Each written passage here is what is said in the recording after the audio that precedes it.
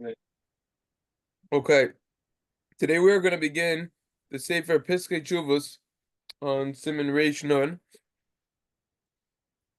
which is going to discuss very important halachas. So we discussed the halacha about getting up early, the Shulchan Aruch said, in the morning to already prepare for Shabbos. So this is referring to immediately after Shema. And Shemona Esrei, the Mishnah Berurah said, what we learned last time. And if you're regular to learn after davening, you should still learn. So he says, "V'zulas hadvarim ha'echrechim an izkarim dainu kriya shema tefillah b'tzibur v'limad ha'shiyurim ha'kavurim v'talmidim im rabroseim yesh l'zor shol l'satz b'dvarim acherim sheish b'hem shiva v'ismameos shirim atzorach Shabbos." Something that is vital in our morning schedule, such as davening, reciting Shema, davening with the tzibur, or set learning that we do. So we should be careful not to be involved with other activities that take a lot of time that aren't needed for Shabbos. Even though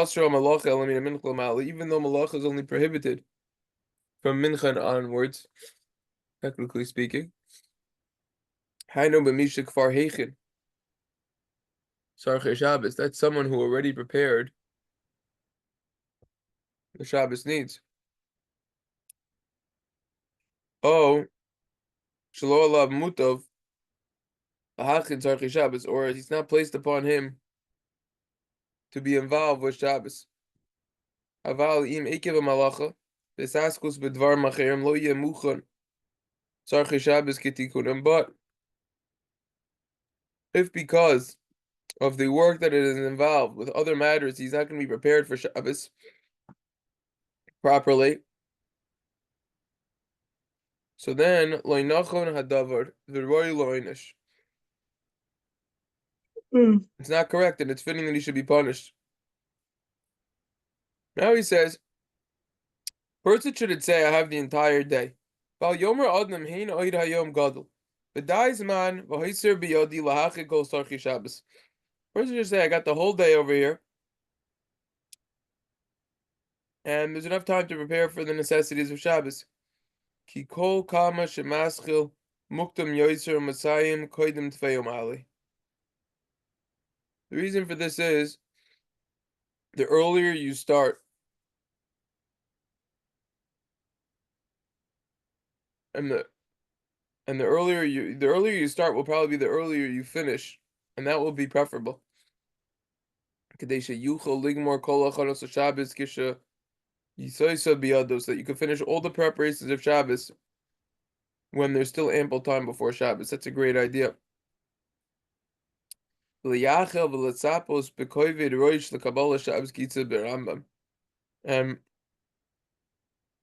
person will anticipate and await with the serious head to accept Shabbos, like the Rambam discusses in Paraklam and Halacha Beis.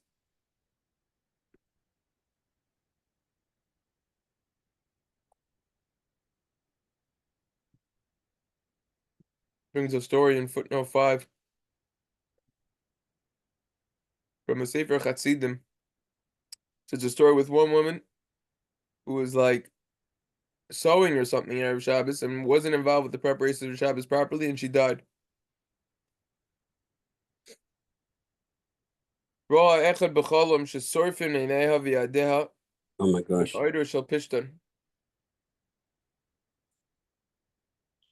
Someone had a dream, and so they were burning her eyes and hands. And they said this is because she was involved in Erev Shabbos with Pishtan, with flax, with sewing. She wasn't involved with Shabbos. That's probably just about one of the most intense stories I've ever heard in my life. Huh? Is that not? Wait, what did she do? Yeah, very intense. This is crazy. David, are you with us over here? I'm here. Where's there, am I? Where were you? Where were you 30 seconds ago? What happened there? Recap the story, Ripshan. Yeah, that's very heavy. And Her eye. You want to recap it for David? sure, this is really eye popping. No pun intended. Yeah, so what's the Wait, story? So the story was the lady was working with flax, so doing something before Shabbos, that are preparing for Shabbos. And somebody saw in a dream that she was punished with being burnt, her eyes and her. especially her hands and eyes. They said, yeah, hands and eyes Yeah, with the flax. yeah. That's. What it wasn't Malacha on what it was before Shabbos, or it was just before Shabbos. It was She before. was working too late into Erev Shabbos. Didn't even say that. Just said that she was working. She probably lit candles on time. It The sounds like. problem is she wasn't involved with the preparations of Shabbos, David. Wow. It Yeah, seems a little intense. Seems a little that's intense. that's what I said. It's one of the most intense stories ever. He says, look at the Kaf HaChaim who says, Shelule haisa yachayla hachin sarchi Shabbos kahoygun loy haisa neshes ki leke eser besis malacha kodem lam mincha. Seems like she wasn't properly able to prepare for Shabbos, or else she wouldn't have gotten punished. We're not talking about an Isser Balacha before Mincha over here. It's prohibited to do a work. Talking about she should have been involved with the preparations of Shabbos.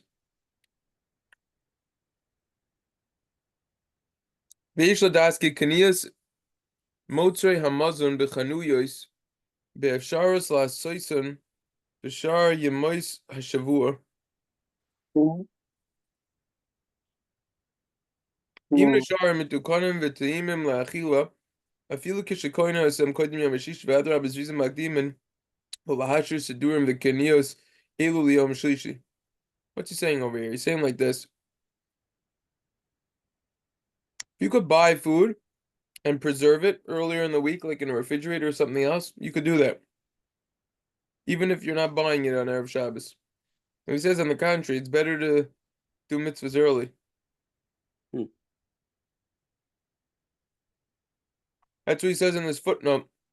Footnote 8, nowadays we have freezers, refrigerators. Buy it earlier, no problem.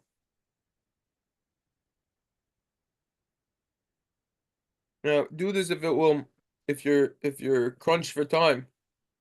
You don't have enough time to buy everything Erev Shabbos. So now you could get into Shabbos in a less stressed manner and be involved with other preparations in a better way Erev Shabbos. So then do that. He says when it comes to buying the challahs, though, that's preferable to do on actual Erev Shabbos. That's actually preferable to do on Erev Shabbos itself.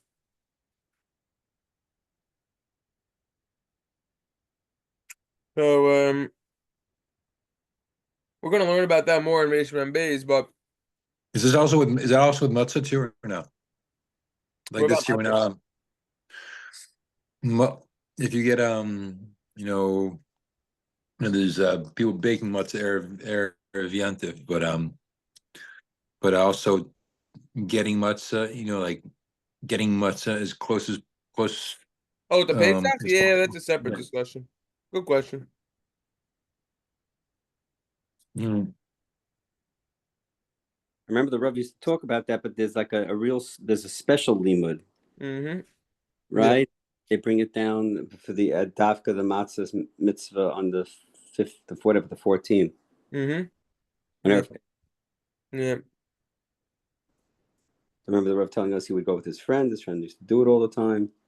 Yeah, yeah. My Chassidim are more into it. You got My a old Chavruta, he never had any eyebrows because he was always manning the oven. He would burn them off every year. Oh my God. Yeah. Take a look over here. Mishnah Brewer said, even if you prepared early in the morning, you should prepare later on as well. Verified. Thank you. So he says you should do it on Bein Hashmashos. Between Shkia and Seiz Chavim. So he says, nah, you can't do Malacha then. What it means is near the time of Shabbos. Yeah. Oh, God. All right, this is the big hawk over here. You doing it for someone else. So we know we learned the Shulchan Aruch Harav, who said that everyone is obligated to be involved with the preparations themselves with their own body. Same applies to Yontif. Obligation on the body, even if you need to stop learning. You can fulfill your obligation by preparing one item, because it'll be recognizable that you're doing it in honor of Shabbos. The additional preparations are not an obligation. Rather, a person should strive to do them. Because in order to fulfill the mitzvah, bo yosim b'shlucho, which means that it's better for you yourself to perform a mitzvah rather than have a messenger perform them on your behalf.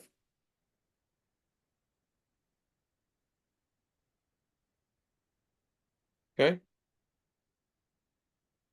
So,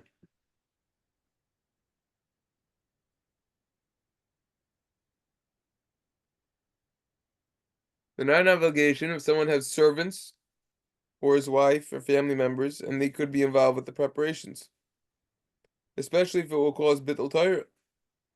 Because then we wouldn't say mitzvah bo yosim b'shlucho, better for you to do the mitzvah yourself.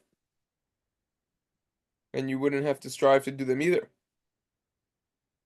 But still, there were many gedolim who tried to do it themselves, more than their obligation, and one item was not enough.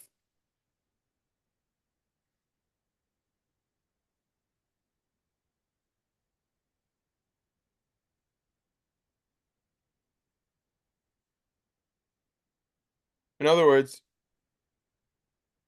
just clarify what we're doing over here. We have categories. Number one is there's a full-fledged obligation for someone himself to be involved with the preparations of Shabbos. Okay? That is a full obligation. What does that mean?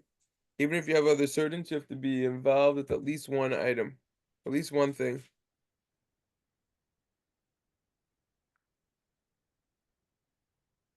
However, and here's the important point over here. Right? What about after preparing that one item? So the answer is you're not obligated to do it yourself. And it seems like in that case, more than one item, other people are doing it, just sit and learn. However, if you want, you could be involved with additional preparations to fulfill mitzvah bo yosim b'shlucha. That better for you to do the mitzvah than a messenger, even at the expense of now not that you're not able to learn. This is obviously talking about people who are learning hours straight without interruption, anyways. Which there are very few people nowadays who do this, but there are definitely hundreds who do. But there are not so many, tell you from experience.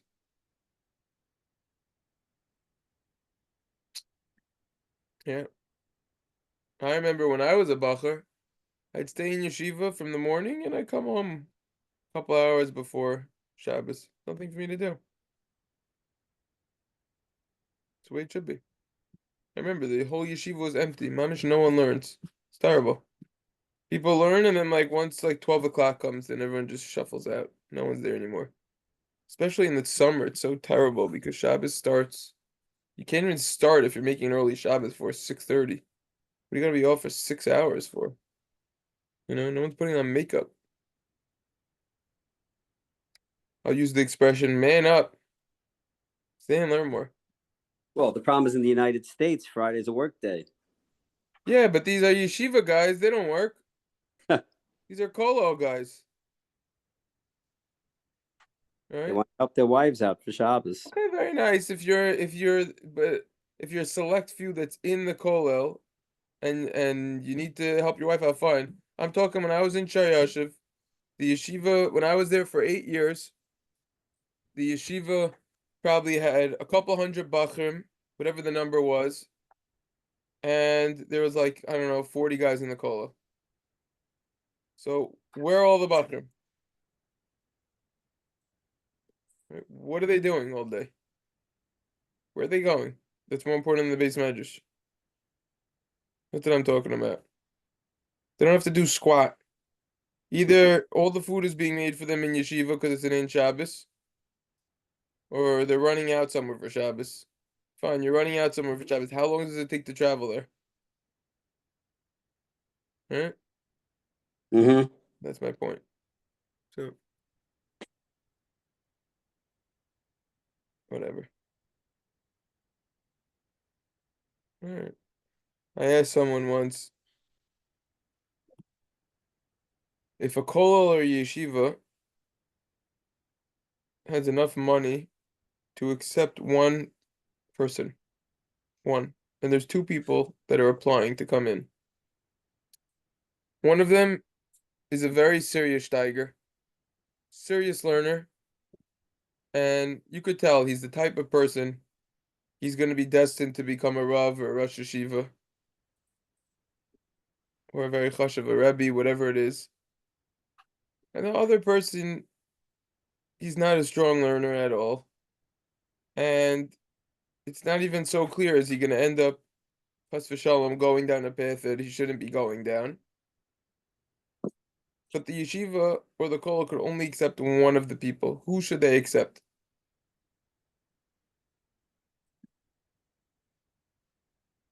What are you paskin? It's a trick question. I think you're supposed to. What?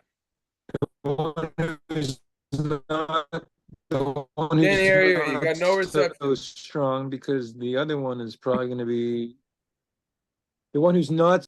The one who is probably going to be fine anyways. The one what? The one who's not strong at learning Yeah, what about him? because it's more, it's more likely to go off the derech as opposed to the other one who's probably going to be fine either way. He's gonna be fine either way, correct? But now maybe if the serious learner is not gonna be there, maybe he won't reach his potential, and then he'll never get that position, be able to affect all of those talmidim. He'll get his position. He'll get his go somewhere else, and he'll be fine. Maybe the guy will get caught up in real estate or something, and he's not gonna end up doing Well, then he what wouldn't have his been. life goal is. Then he wasn't a serious stagger anyways. Then Basher Husham. Basher Usham, therefore. Therefore, the real Steiger should be the one who should take the position. Who should get it? Oh, so we got a machloikes achroinim.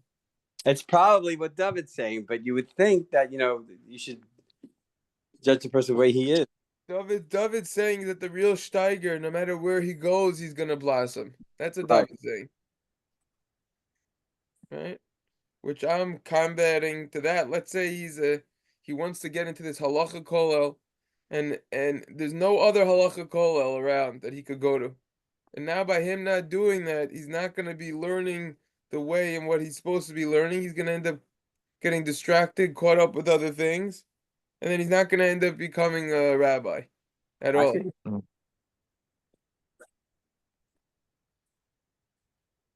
It's a big question. Baruch Hashem, I don't need to deal with such questions. I could just ask them.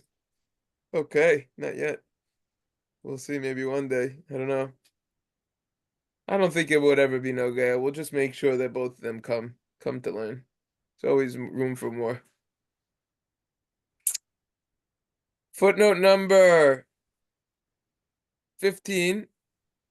No answer. What'd you say, Mr. Bad Reception? What'd you say? We don't have an answer yet, right? We don't have an answer yet. There's no answer, right? Is there an answer? I provide a good question. I'm obligated to provide a good answer. Yep. Really? Who said? No, actually, Who makes such rules around here? I thought maybe we just. The nice answer is the cherry on the cake. At least I'm providing a cake over here. Okay, footnote 15. It's a good answer. I don't know an answer. It's a tough question. Yeah. I'll make sure that there's room for both of them. Footnote 15 is talking about your wife. Take a look at footnote 15. If you know I'm sure for that's sure, it's a common. if you know for sure that your wife isn't going to be able to be involved with all the preparations of Okay. With all the preparations of Shabbos properly. For example, in the winter, which Shabbos starts very early, or if they're a house with kids, which we know takes up a lot of our time. Everyone agrees that divrei hakol mutal alav choivo gemura lehesasik velazar v'lesai b'kol kolicha. Everyone agrees that it's placed upon the father complete obligation to be involved, to help, and to assist with all of his might, with all of his strength. Even a very important person, even if he's not going to be able to learn because of this, like the Mishnah Berurah says of Kotan Daled. See? So now we are already clarifying what we're talking about over here. Which is what? We're categorizing.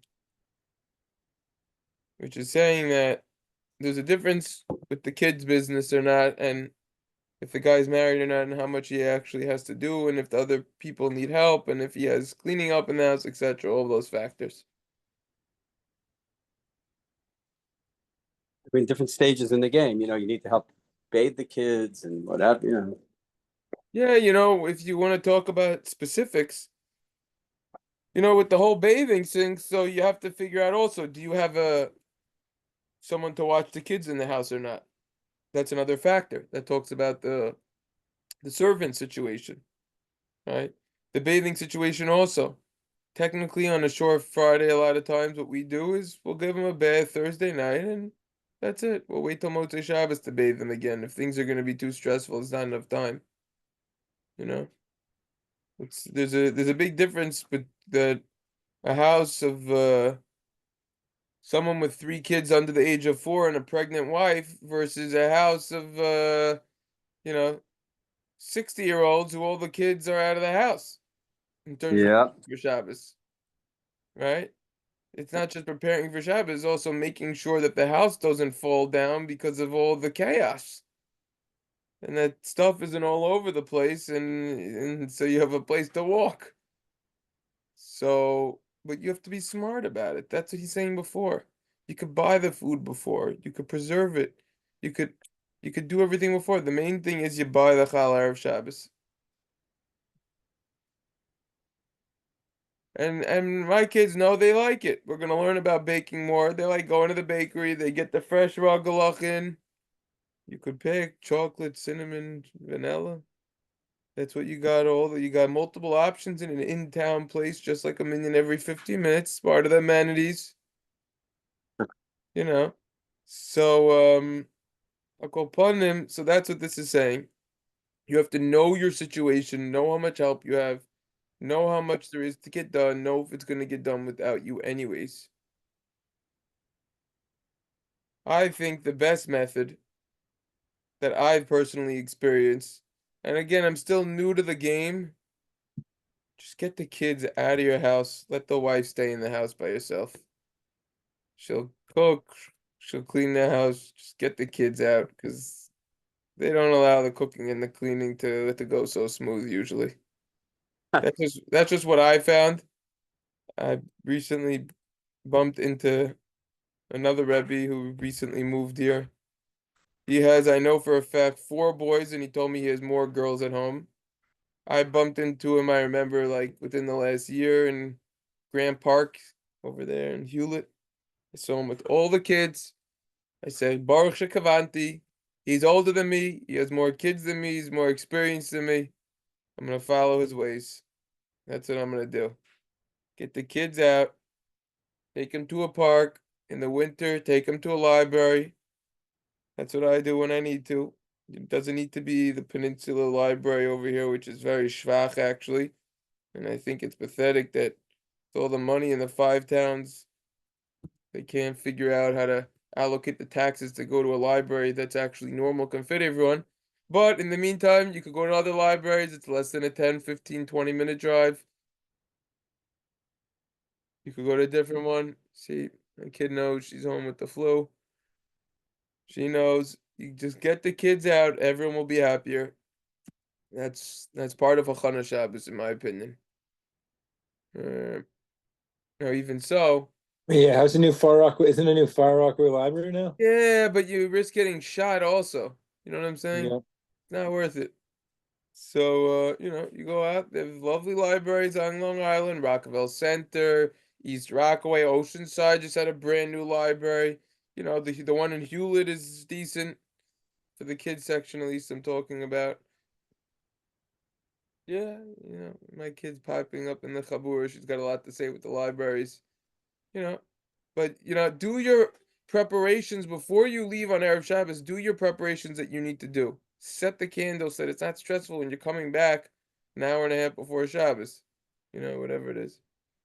Footnote 16 talks about over here the all the Gedolim would try to be involved with more than one preparation because it's better to do mitzvah bo yosem yeshulcha, mitzvah yourself rather than a messenger.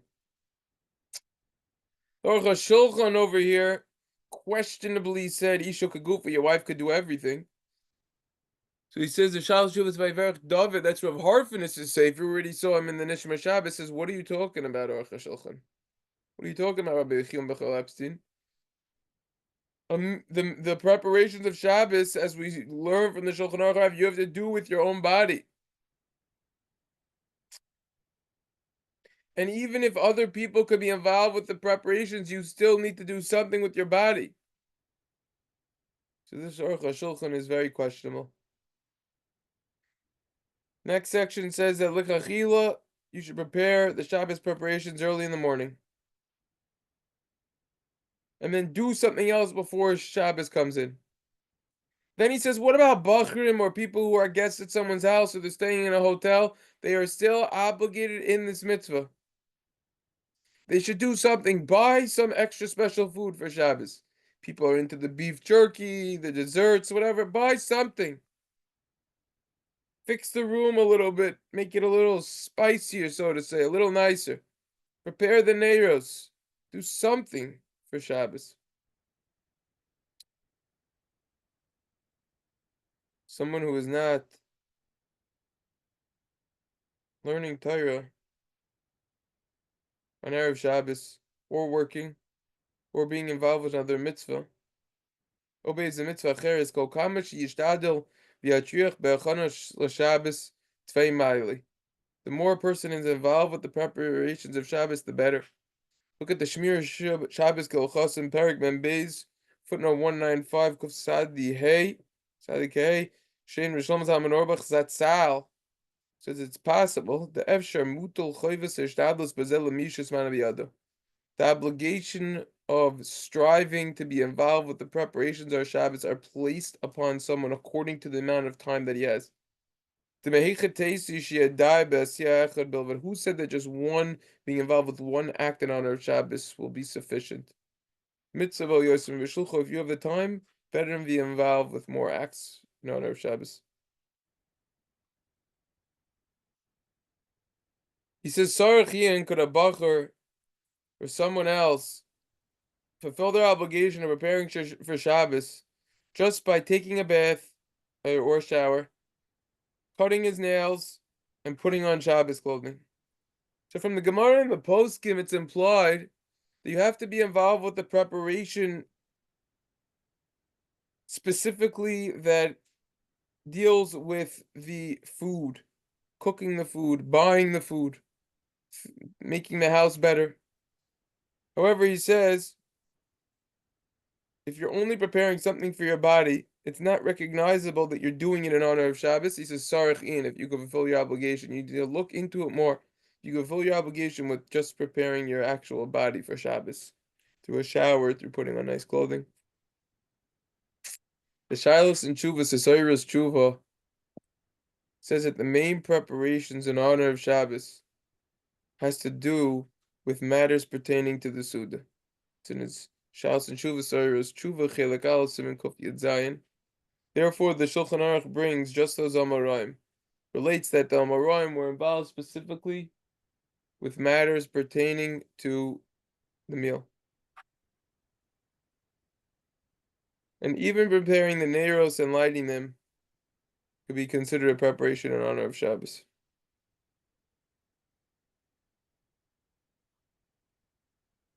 This is longer than I thought. We are definitely not going to get that done in 4 minutes. Maybe by tomorrow, though. Anyways, any questions on anything that we did thus far? I think it was interesting that he mentioned that if you're osik in your parnasa, you're sort of putter from the hachanas of Shabbos. No, is that what he said way in the beginning? No, do not twist. Footnote 18 in the beginning of the footnote said, if you're learning involved with parnasa or involved with the mitzvah, so If you can, then it's it seems right, if you can, fine. But you at least have to do one thing. Then Rav Shlomo Zalman Auerbach said, that if a person is involved with working or involved with learning and whatever, everyone agrees you have to do at least one thing. Before you go to work, wake up a few minutes earlier to do something if you're not going to have time when you get home to do it. What this footnote is discussing is if someone has more time in their schedule because they're not working, because they're not learning.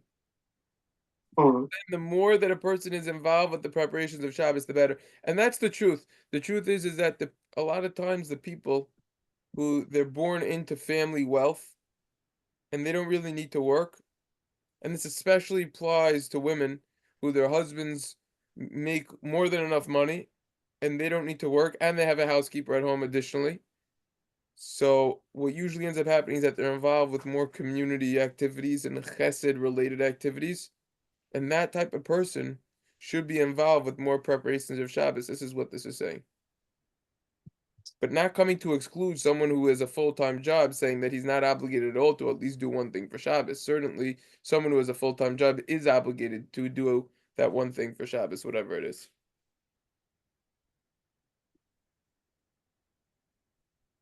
Make sense? yes. Okay. David, anything from Bauer Park today? No, No? Bensonhurst, yeah. Bensonhurst? All right. Well, so I'm gonna put an arrow here to get up to here. I gotta type this up. I think if you haven't already, there was a big meeting yesterday in the White House with Trump and the Prime Minister of Israel about potentially getting the people out of Gaza and relocating them, and the U.S. is gonna own Gaza. I just think based on what I watched that we should daven, not just for everything that's happening over there, Eretz HaKodesh and everything, but for the whole world. And I didn't realize that almost 2 million people are killed in this war with Ukraine and Russia. Young men. It's terrible. And it doesn't matter that they're not Jewish. And some of them very well might be. And we need to daven for peace in the world. That's what I got out of yesterday. That's the hashkafas that I got out of it. That is what? At this What? meeting in the White House? Yeah, there was a meeting, and Trump had a interesting suggestion of that he presented to the world, which is the U.S. will own Gaza and will take out all of the rubble because it's a demolition site right now. It's really not livable, and remove all the bombs that weren't exploded yet. You gotta get the people out. It's controversial. Some of the Arab countries don't like it, but we have to daven for the situation. Daven for the rest of the hostages, the rest of the bodies to get back. Daven for peace in the world. The whole situation, Ukraine, Russia. Just daven for everything. That's the hashkafa that I got out of it. Okay. Yeah. So have in mind in the last bracha of Shemona Esrei in Sim Shalom. Have in mind the whole world and everyone, because there's a lot of havoc going on. What? No, nothing. Yeah. No, that's just one current events tidbit I just wanted to add in at the end. Something which I think is worthwhile. It's a lot to daven about. I had this on the list. All right, Mitzvah Hashem. Tomorrow we will resume. Everyone should have a wonderful day. All right, sure. I'll text you because I don't know if my kid's still gonna be sick or not, and if I need to. Gotcha. Okay, keep me posted. All right, I'll give you a text. Okay. Thanks. and have a wonderful day. What else?